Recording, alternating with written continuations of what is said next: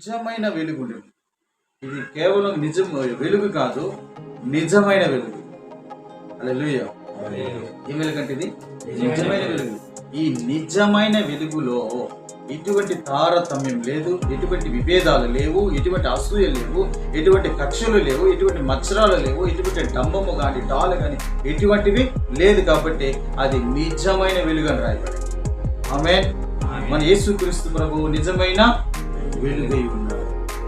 ఈ నిజమైన వెలుగు కలిగిన యేసుక్రీస్తు ప్రభు యొక్క వెలుగు ఈ లోకంలో ఉంది.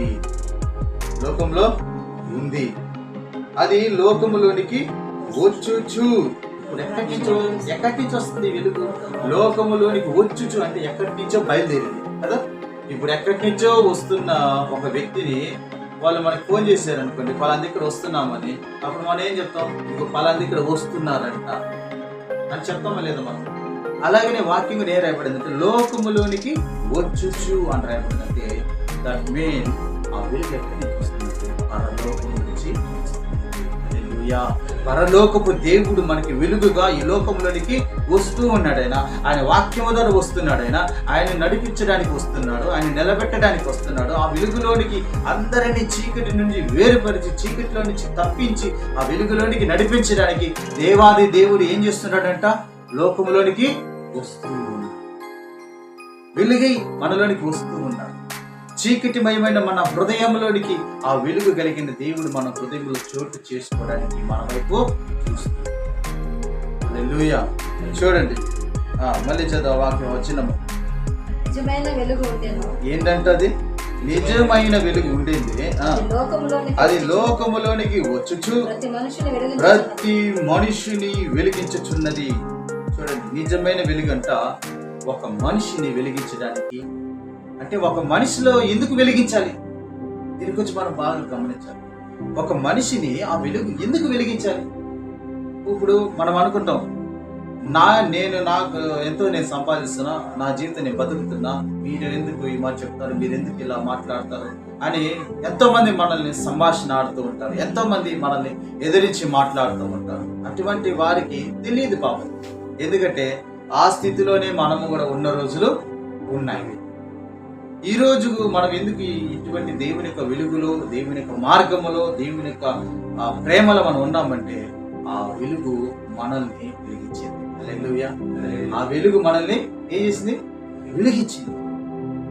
ఈరోజు మనల్ని వెలిగించింది. కాబట్టి వెలుగులో లేనప్పుడు మనకున్న కొన్ని అలవాట్లు, అసూయ కావచ్చు, మచ్చడము కావచ్చు, మద్యము కావచ్చు, గుట్కా కావచ్చు, సిగరెట్ కావచ్చు, వ్యభిచారము కావచ్చు, అబద్ధాలు ఆడటం కావచ్చు, మోసం చేయొచ్చు, ఇలా పలు రకాలైనటువంటి చీకటితో కూడిన అలవాట్లను ఏమైందంటే ఆ వెలుగు వచ్చినప్పుడు నాలో ఉన్న చీకటి ఏమైపోయింది? మారిపోయింది. నాలో ఉన్న చీకటి ఏమైపోయింది? మారిపోయింది. ఎందుకు? వెలుగు వెలిగింది, చీకటి పారిపోయింది. హల్లెలూయా. వెలుగు నింపబడినప్పుడు దేవుని యొక్క ఆ వెలుగు నాలో ఉన్న చీకటిని ఏం చేసింది? తొలగించింది. నా జీవితంలో ఉన్న చీకటిని ఏం చేసింది? వెలిగించింది. నా కుటుంబంలో ఉన్న చీకటిని ఏం చేసింది? వెలిగించింది. నా జీవిత మార్గంలో ఉన్న చీకటి కార్యాలని తొలగించింది. వెలుగు దారిలో నడిపిస్తుంది. అందుకని నిజమైన వెలుగు లోకంలో ఉన్నది, అది లోకంలోకి వచ్చింది. ఆ వెలుగు ఏం చేసిందంటే చూడవాలి, కింద వచ్చింది. ప్రతి మనిషిని ఏం చేసిందంట? ఇక్కడ ప్రతి మనిషిని వెలిగించుచున్నది రాయబడి. ప్రతి మనిషి. చూడండి, మనం ఏం చేస్తాం తెలిసిన?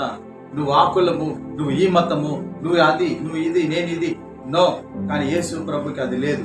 ప్రతి మనిషిని వెలిగించింది. నువ్వు ధనవంతుడు, నువ్వు దరిద్రుడు, నీకు ఇల్లు లేదు, నీకు వాక్యం లేదు అని ఏ తారతమ్యం లేదు దేవునికి. కానీ ప్రతి మనిషిని వెలిగించింది.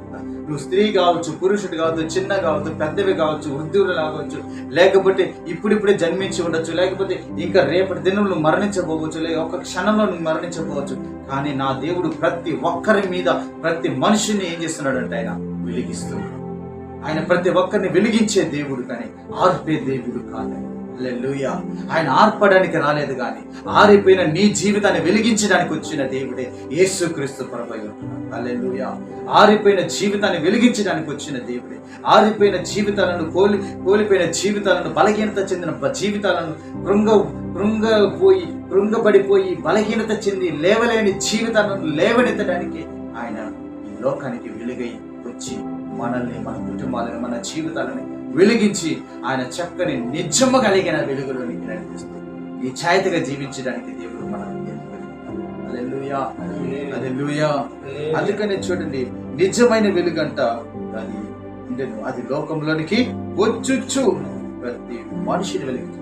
వచ్చుచ్చు అంటే ఆ వెలుగు ఏం చేస్తుందంటే ఒక ప్రయాణం చేస్తుంది, ఒక ప్రయాణము చేస్తూ ఉంది. ఆ వెలుగంట ఒక ప్రయాణం చేస్తూ ఏం చేస్తుందంటే, ఎక్కడ పడితే అక్కడ, ఏ స్థలం పడితే అక్కడ, ఏ కుటుంబాన్ని ఆ కుటుంబాన్ని ఎటువంటి భేదము లేకుండా ప్రతి ఒక్కరిని ఆ వెలుగు ఏం చేస్తుందంటే వెలిగిస్తూ ఉంది. హల్లెలూయా. ప్రతి ఒక్కరిని వెలిగిస్తూ ఉంది. దేవునికి స్తోత్రం. హల్లెలూయా. ప్రతి ఒక్కరిని వెలిగిస్తూ ఉందంట.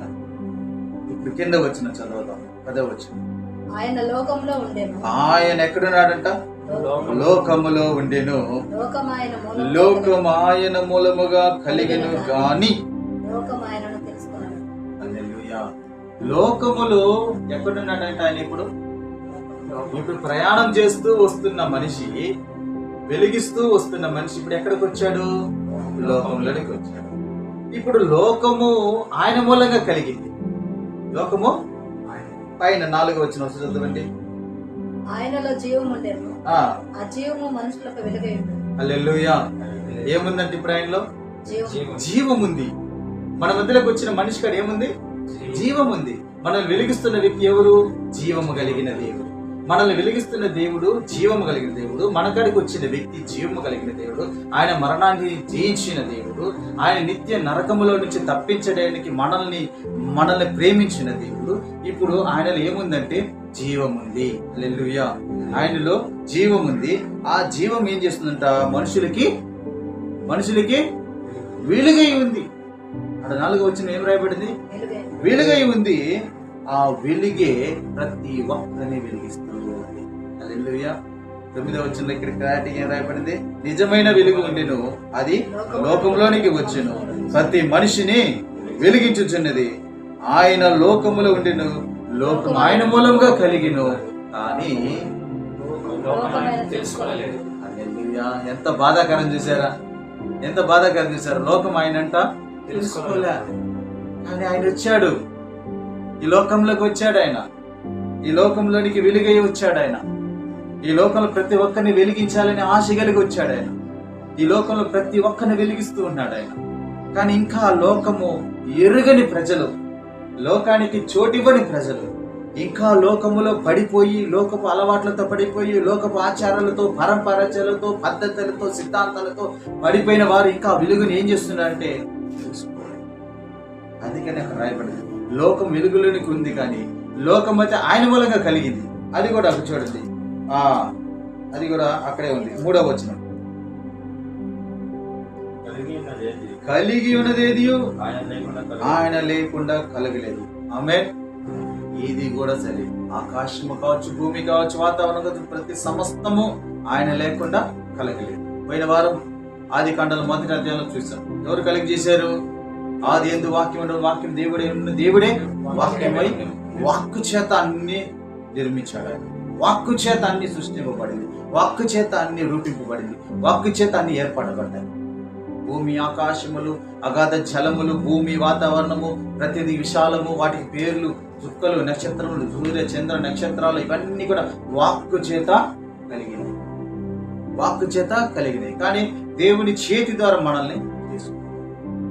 దాన్ని కూడా చదువుకున్నాం కదా మనం. నరులని మన రూపము చేత, మన స్వరూపము చేత మనము నరులను చేసుకుందాము అని రాయబడింది. అంటే మన చేతితో మనల్ని చేసుకున్నాం. దేవుడు ఆయన చేతి ద్వారా మనల్ని చేసుకున్నారు. ఆయన రూపాన్ని మనకిచ్చాడు, ఆయన పోలికను మనకిచ్చాడు. కానీ సృష్టి మొత్తం ఆయన వాక్కు చేత కలిగింది. హల్లెలూయా. సృష్టి మొత్తము ఎవరి ద్వారా కలిగింది? వాక్కు. మాట మాత్రం ఇచ్చాడు, కలిగింది. మాట మాత్రం ఇచ్చాడు, సముద్రం మాట మాత్రం ఇచ్చాడు, ఆకాశం ఏర్పడింది. వాక్కు చేతన అన్ని సమస్తం ఏర్పరిచి ఆయన చేతి పనివారమైన మనకి జీవనిచ్చిన దేవుడే, ఆయన జీవము కలిగిన దేవుడు. హల్లెలూయా, హల్లెలూయా. అందుకనే చూడండి అక్కడ 10వ వచనంలో ఏమంటాడు, ఆయన లోకములో ఉండెను, లోకము ఆయన మూలముగా కలిగెను, కానీ లోకం ఆయన ఏంటంట తెలుసుకోలే. ఇంకా తెలుసుకోకుండానే నేను తెలుసుకున్నాను, నాకు దేవుని ప్రేమ తెలుసు, నాకు దేవుడు ఎవరో తెలుసు, యేసయ్య ఎవరో తెలుసు, నేను యేసయ్య నేను బోధిస్తున్నాను అని 4 కబుర్లు చెప్పుకోవచ్చేమో, కానీ నిజమైన ప్రేమ ఉందా? యేసయ్య చూపించిన ప్రేమ నీలో ఉందా? యేసయ్యలా ఉంటున్న అనుభూతి నీకు ఉందా? ఈరోజు నేను చెబుతున్నాను, నేనైనా కావచ్చు, వింటున్న మీరైనా కావచ్చు, అనేక మంది బోధకులైన ఎవరైనా కావచ్చు, యేసయ్య ప్రేమ నీలో ఉంటే నీలో జీవము, నీలో యేసయ్య జీవము కలిగి ఉంటే నీలో వెలుగు, ఆ వెలుగు అనేకులకి వెలిగించులాగున నువ్వు మాదిరికరంగా నువ్వు మారాలి. హల్లెలూయా.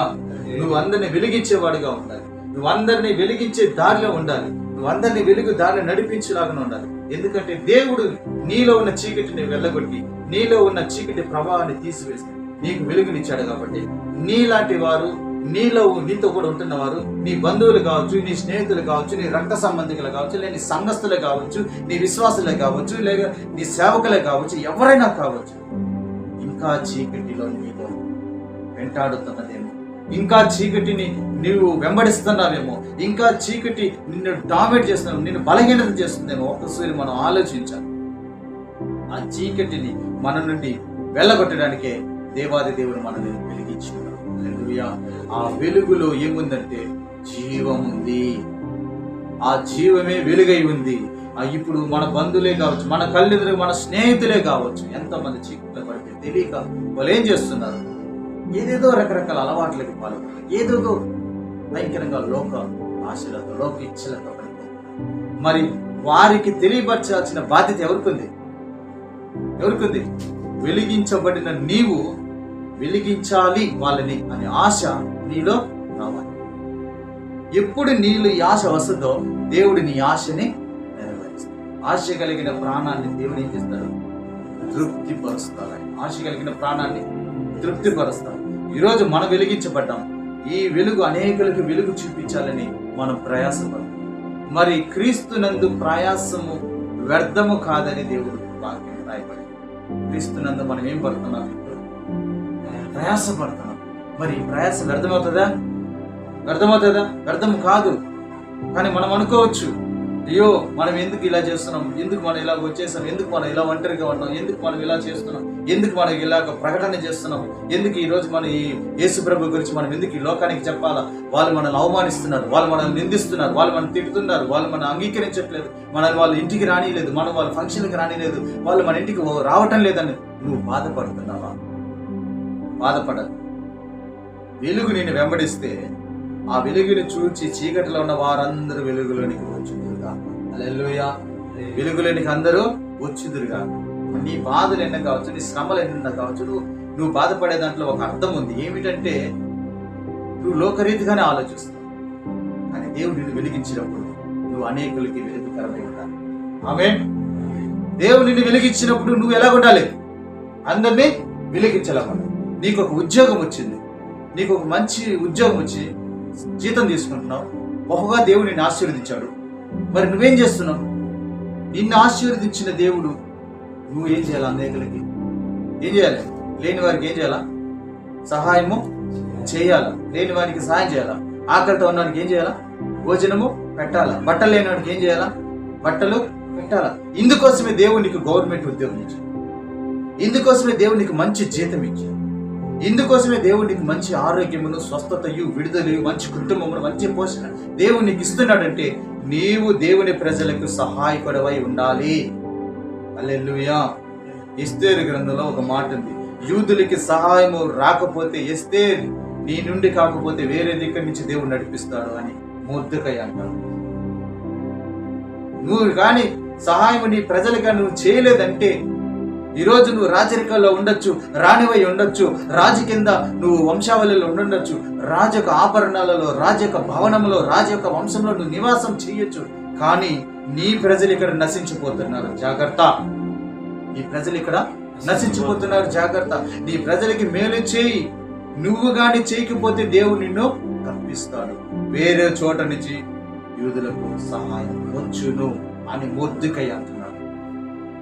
చూడండి, దేవుడు నీ ద్వారా సహాయం చేయమని, దేవుడు నీ ద్వారా కొన్ని కార్యాలు జరగాలని, దేవుడు అద్భుతంగా దేవుడు నీకు ఉన్నతమైన స్థాయిలో నిలబెడితే నువ్వు దాన్ని చేయాల్సింది చేయకుండా దాచిపెట్టుకొని నీవు, నీ కుటుంబము, మన ఫ్యామిలీ, మన కుటుంబము, మన బిల్డింగులు, మన అంతస్తులు, మన కార్లు, మన బంగళాలు అని ఇలా నువ్వు చేసుకుంటూ ఉంటే రోగాలన్నీ నీ నెత్తినే వస్తాయి.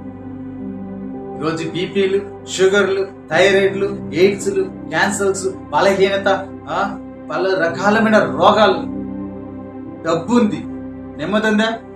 ఆస్తులు ఉన్నాయి, సమాధానం ఉందా? లేదు. కూడబెట్టుకొని ఉంటున్నావు కానీ సంతానం ఉందా? కూడబెట్టుకొని ఉంటున్నావు, చేర్చిపెట్టి ఉంటున్నావు కానీ నీకు సంతానం ఉందా? ఎంతకాలం నువ్వు ఇంకా గుడ్రాలనేది మోస్తున్నావు? ఎంతకాలం నువ్వు ఇంకా రోగిగా నువ్వు జీవిస్తావు? ఎంతకాలం నువ్వు ఇంకా బలహీనతలో నువ్వు ఉంటావు? ఈరోజు వాటి నుండి నువ్వు తప్పించబడాలంటే దేవుని కొరకు నువ్వు వాడబడు. దేవుని కొరకు నీకు ఇచ్చిన ఆశీర్వాదాన్ని బట్టి ఇతరులకు కూడా నువ్వు సహాయకురాలు మార్చబడు. దేవుడు నిన్ను అద్భుతంగా మంచి ఆరోగ్యమును, బలము, శక్తి దేవుడు నీకు అనుగ్రహిస్తాడు. హల్లెలూయా.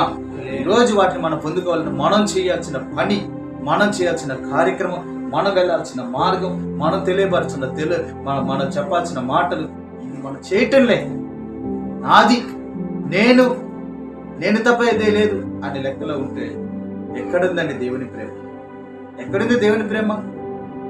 అంటే నువ్వు అన్నదా, నువ్వు మాట్లాడేది, నువ్వు చేసేది ఇవన్నీ చూస్తున్న వారు విని నమ్ముతున్నారనేసా?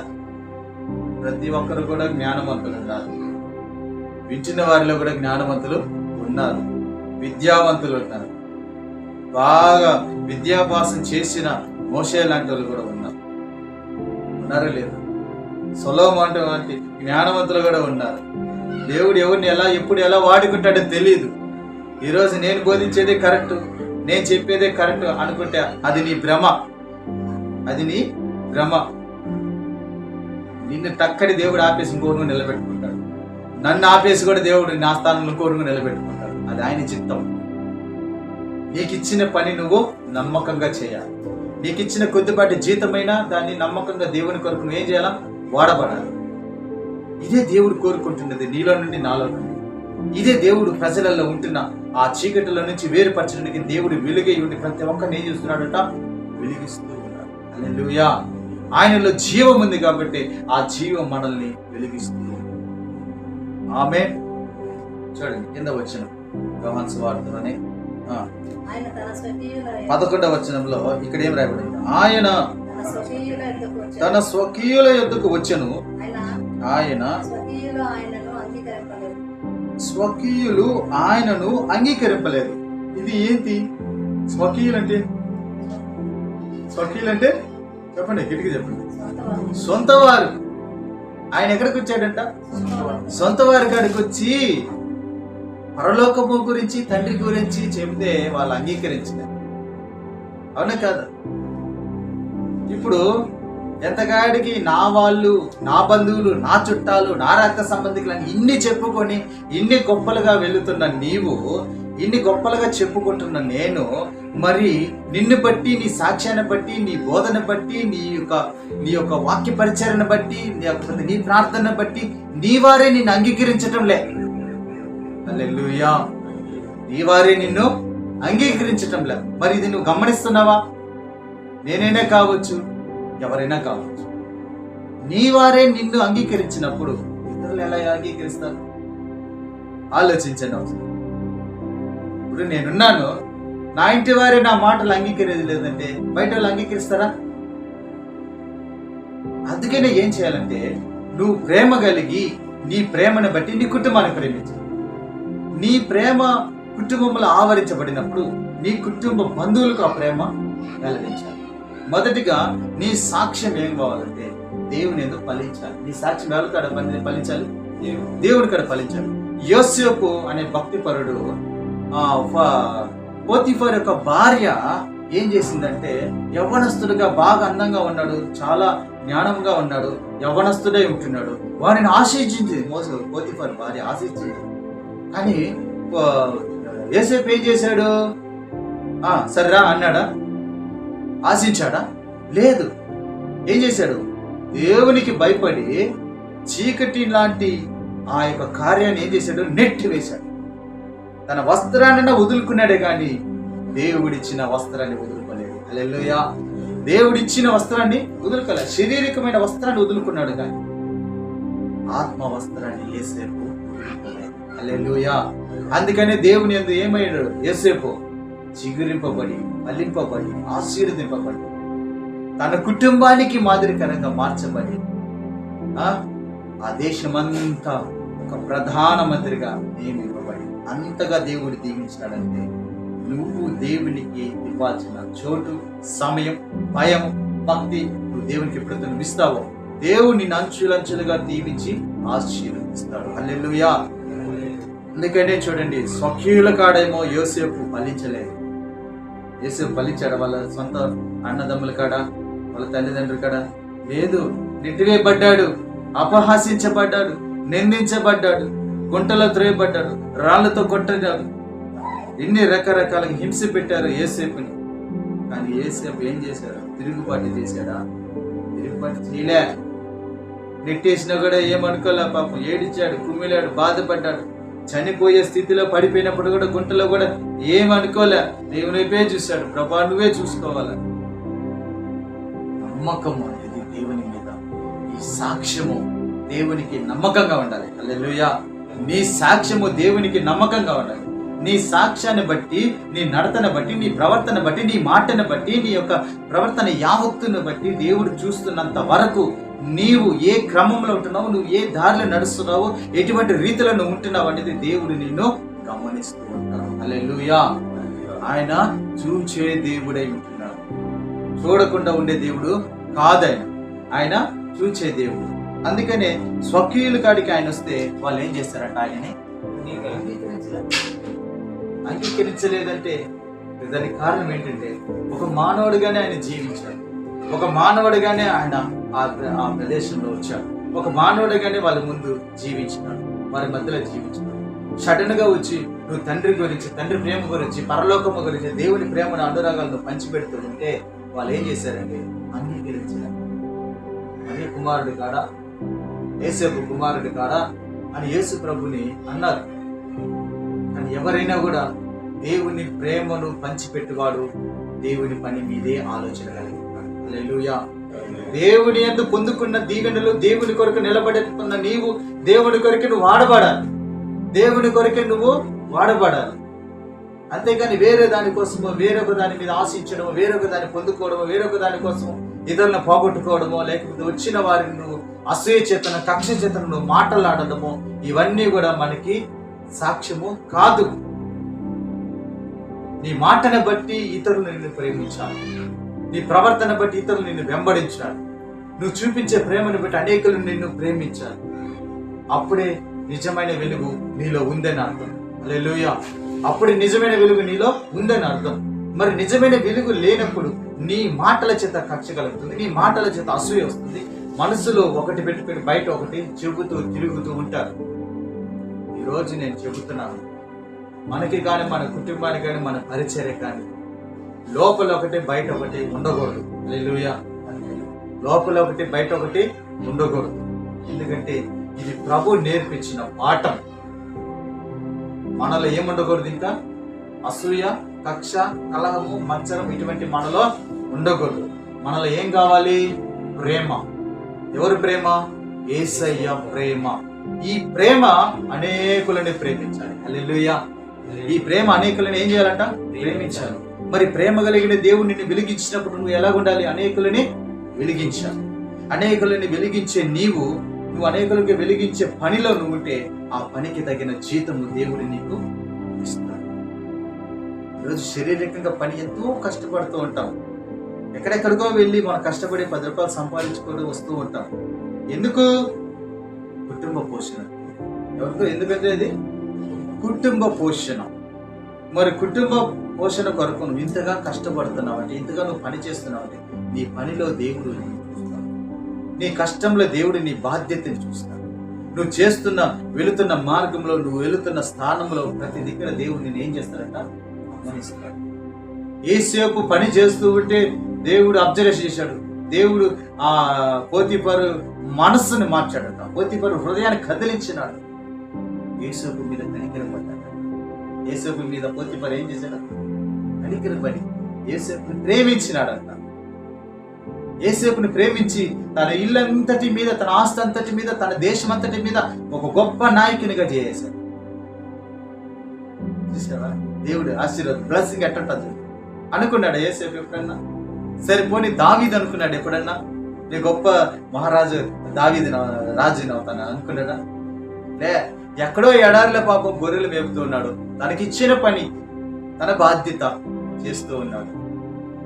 గొర్రెలను మేపుకుంటూ, వాటితో మాట్లాడుతూ, వాటిని నడిపిస్తూ, వాటి యందు ఆనందిస్తూ, వాటి ద్వారా నేర్చుకోవాల్సినట్టు నేర్చుకుంటూ, వాటిని నడిపించాల్సిన నడిపిస్తూ, ఇలా చేసుకుంటూ ఉంటే ఎవరు చూశారు? దేవుడు కన్నులు దావీదు మీద పడింది. దావీదు మీద ఎప్పుడైతే పడిందో దావీదు ఆశ్చర్యపడ్డాడు. హల్లెలూయా. గొర్రెల కాపరిగా ఉన్న దావీదు ఈరోజు మనకి కాపరిగా ఉంది. ఇశ్రాయేలీలకు వారసత్వంగా నిలబడ్డాడు. హల్లెలూయా. ఇశ్రాయేలీల ప్రజలను నడిపించే నాయకుడిగా ఏర్పడ్డాడు. రాజవంశావళిలో దేవాది దేవుడు దావీదును గొప్పగా వాడుకున్నాడు. ఈరోజు నిన్ను నన్ను వాడబడాలంటే, ఈరోజు నువ్వు నేను దేవుని కొరకు వాడబడాలంటే మనలో ఏముండాలి? మనలో జీవం ఉండాలి. ఆ జీవంలో ఏముంది? వెలుగు. ఆ వెలుగు ఏమై ఉన్నది? ప్రేమ. హల్లెలూయా. జీవం వెలుగై ఉన్నది, వెలుగు ప్రేమ. ఈ ప్రేమే అనేకులకి ప్రేమ కలిగింది. నిన్ను చూస్తేనే ఎవరైనా నిన్ను చూసినప్పుడు మారిపోవాలా? ఏమవ్వాలా? ఆ మనిషిలో ఉంటున్న అసూయ, కోపం, ఒకవేళ నిన్ను కొట్టేదానికి వస్తున్నాడు అనుకో, నిన్ను చూడగానే ఏమైపోవాలా? కోపం. నిన్ను కొట్టేదానికి వస్తున్నాడు, గబక్క నిన్ను చూడగానే ఏమైపోవాలా? ఫినిష్. నీలో ఉన్న ప్రేమ ఎదుటి వ్యక్తిని మార్చగలగాలి. హల్లెలూయా.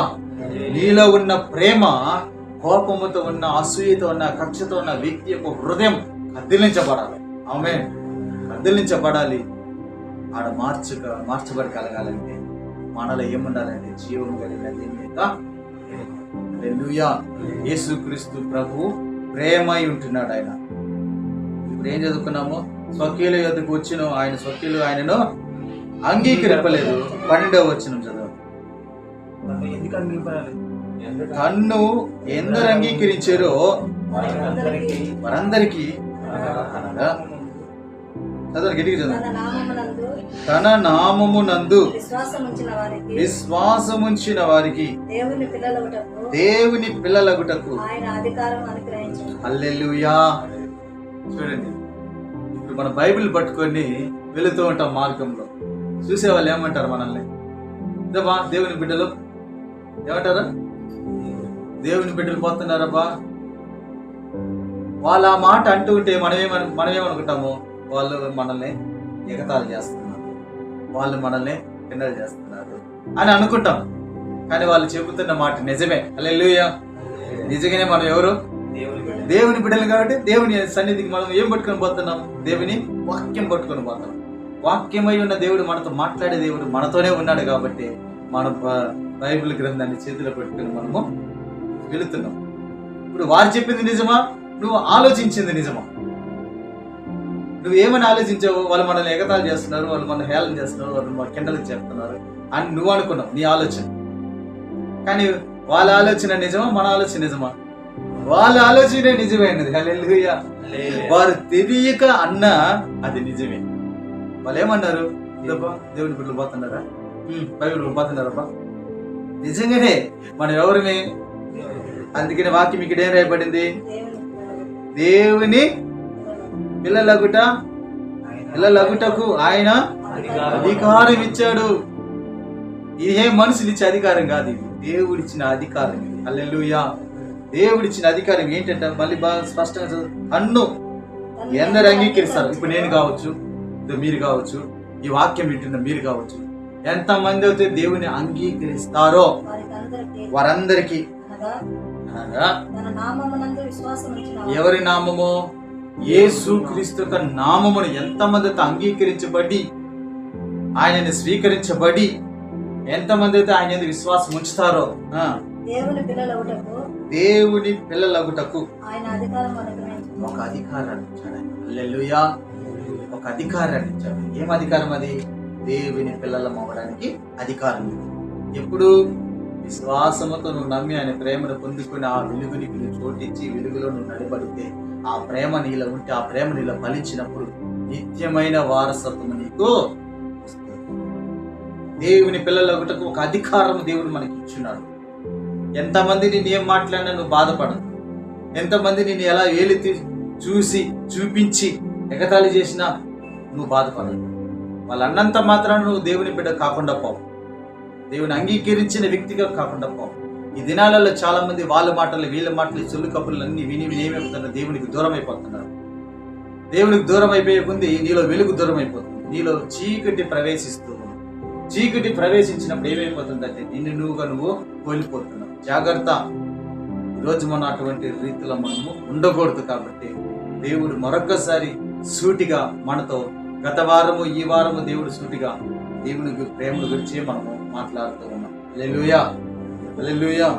అందుకని అక్కడ స్పష్టంగా రాయబడింది 14 వచనం. ఆ వాక్యము శరీరధారి. చూడండి 13 వచనం. ఎవరు వీళ్ళు? దేవుని పిల్లలు అగుటకు అధికారం ఇచ్చాడు చూడు. వారు దేవుని వలన పుట్టిన వారే గాని రక్తము వలనైనను శరీరేచ్ఛల వలనైనను మనుషేచ్ఛల వలనైనను పుట్టిన వారు కాదు. ఈరోజు శరీరేచ్ఛల ద్వారా మనం పుట్టలే. శరీరేచ్ఛలతో నీకు వెలుగు వస్తుందా? ఈ ప్రేమ తెలుస్తుందా? శరీరేచ్ఛల ద్వారా అయితే నువ్వు ఈ ప్రేమ తెలీదు. నువ్వు వేరే, వేరే, నీ అలవాట్లు వేరే, నీ గమ్యం వేరే, నీ ఆలోచనలు వేరే, నీ అలవాట్లు, నీ ఉద్దేశాలు వేరే, నీ ప్రవర్తన వేరేగా ఉంటుంది. ఎప్పుడైతే నువ్వు యేసు ప్రభువుని నువ్వు అంగీకరించుకున్నావో, ఎప్పుడైతే నువ్వు వెలుగులోనికి నువ్వు వచ్చావో, ఎప్పుడైతే ఆ జీవాన్ని నువ్వు పొందుకున్నావో, ఆటోమేటిక్గా నీలో ఉన్న శరీరేచ్ఛలు ఏమైపోయినాయి? దూరం అయిపోయినాయి. ఈ కార్యకలాపాలు దూరం అయిపోయినాయి. ఇప్పుడు నువ్వు ఎవరై ఉంటున్నావు? దేవుని పిల్లలై అధికారము ఇచ్చున్నాడు దేవుడు. వాళ్ళంట మనము దేవుని వలన పుట్టిన వాళ్ళనే. హల్లెలూయా. ఇప్పుడు మనం ఎవరి వల్ల పుట్టాము? దేవుని వలన మనము పుట్టాము. ఎందుకంటే దేవుడు మనల్ని వెలిగించాడు. ఆ వెలుగులో ఏముంది? జీవము ఉంది.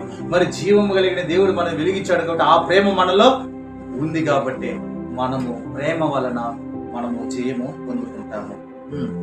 ఇప్పుడు చదువు మాట్లాడు. రక్తము వలనైనను శరీరేచ్ఛల వలనైనను మనుషేచ్ఛలు, అంటే మనుషులకి కొన్ని ఇచ్చలు ఉంటాయి పనికి మళ్ళటివి, వాటి వలనైనను మనము పుట్టిన వారము కాదు. ఆ వాక్యము శరీరధారి అయి కృపా సత్య సంపూర్ణుడిగా ఎక్కడున్నాడంట? హల్లెలూయా. అర్థమవుతుంది? వాక్యం అర్థమైందా? ఎక్కడున్నాడంటే ఇప్పుడు కృపా సత్య సంపూర్ణుడుగా వాక్యమైన దేవుడు ఇప్పుడు మన మధ్యలో ఉన్నాడు. మన కాడ, మన హృదయంలో, మన జీవితంలో, మన కుటుంబంలో, మన వెళుతున్న మార్గంలో, మన చేస్తున్న పనులు, ప్రతి చోట ప్రతి సమయంలో దేవుడు మనతో కూడా ఉన్నాడు. హల్లెలూయా. మనతో ఉన్నాడు, మనల్ని చూస్తున్నాడు అనే ఒక ఆలోచన నీలో ఉంటే దేవుడంటే భయం, దేవుడంటే భయం నీలో ఉంటది. దేవుని యందు భయభక్తులు గల వారి చుట్టూ యెహోవా దూతల కన్నులు ఆయన చుట్టూ, ఆయన దూతలు కావలి ఉంటారని కీర్తనల గ్రంథంలో రాయబడింది. అందుకనే నేను చెప్తున్నాను, ఏదైనా సరే, ఎక్కడైనా సరే, ఎప్పుడైనా సరే వాక్యానికి మనము భయపడాలి. హల్లెలూయా. వాక్యమే దేవుడే ఉన్నాడు కాబట్టి దేవునికి మనము భయపడాలి. ఆయన చూచే దేవుడు, ఆయన చూడని దేవుడు కాదు. ఆయన వినే దేవుడు, వినుకొని ఉండే దేవుడు కాదు. ఆయన మాట్లాడే దేవుడు, ఆయన మాట్లాడని దేవుడు కాదు. ఆయన నడిపించే దేవుడు, నిన్ను నడిపించుకుని నిలబెట్టే దేవుడు కాదు. ఆయన వెలిగించే దేవుడు, నీ వెలుగుని ఆర్పడానికి రాలేదు. నువ్వు ఆరిపోయిన జీవితంలో నువ్వు జీవిస్తున్నప్పుడు నిన్ను వెలిగించడానికి వచ్చిన ఆ వెలుగే యేసుక్రీస్తు ప్రభువే. హల్లెలూయా, హల్లెలూయా. ప్రభు తన వాక్యం దీవించి ఆశీర్వదించును గాక.